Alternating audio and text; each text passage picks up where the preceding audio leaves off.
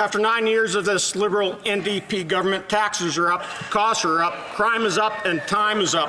The Parliamentary Budget Officer confirmed that the carbon tax is costing Canadians more than they get back. The Prime Minister's plan to quadruple the carbon tax will cost Manitoba families an extra $1,300 per year.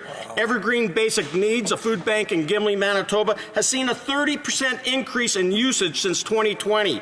When will the Prime Minister finally start listening to Canadians and have a carbon tax election? The Honourable Minister for the Environment and Climate Change. Mr. Speaker, what the member is saying would be tragic if it was only true, which is not. The Parliamentary Budget Officer has said in his report that Canadians get more money back from carbon pricing than what they pay, Mr. Speaker. And that's even after he doesn't factor in the impacts of climate change. July and August of 2024 are the costliest months ever. It's the costliest year ever for climate impacts in Canada. $7 billion in climate impacts, Mr. Speaker. What do the Conservative have to say about that? Let the planet burn. Not on this side of the House, Mr. Speaker. We will work to fight climate change and we will work to support Canadians.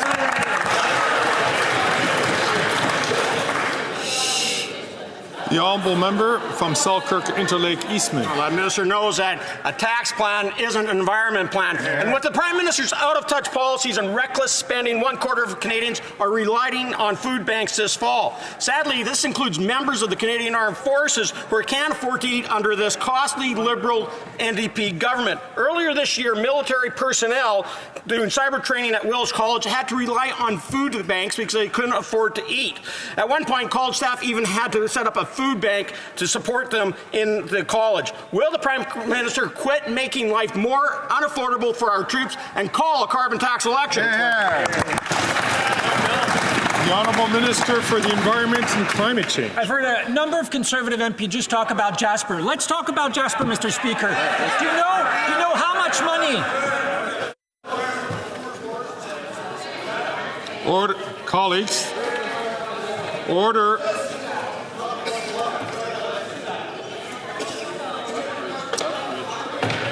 Order.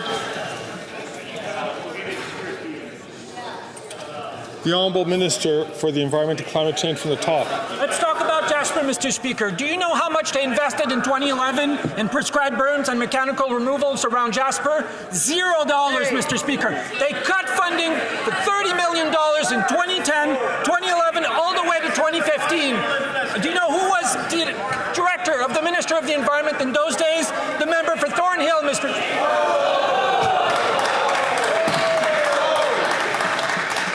Colleagues, at some point we're going to run out of time to be able to have all the questions posed.